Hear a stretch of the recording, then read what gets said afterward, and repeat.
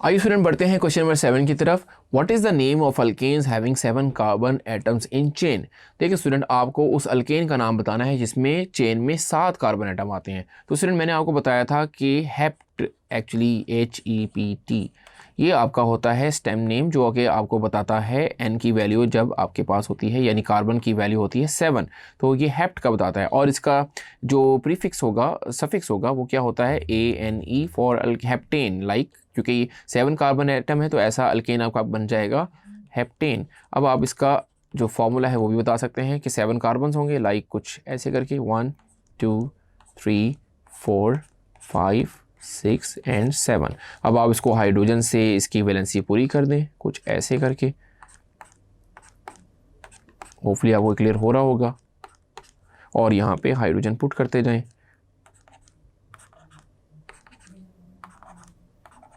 अब देखिए स्टूडेंट, इसको आप कंडेंस करके लिख सकते हैं और इसका फॉर्मूला भी आप लिख सकते हैं, यानी CN, उसका भी मैं मेथड बता देता हूँ। CnH2n+2 होता है, तो ये बन जाएगा C7H2 मल्टीप्लाई बाई 7 14 + 2 16। तो आप काउंट कर लें, हाइड्रोजन 16 होंगे, 3 2 5 7 9 11 13 14 15 एंड 16, तो C7H16 जो कि आपका हेप्टेन होता है। सो होपफुली आपको ये आंसर क्लियर हो गया होगा। Thank you.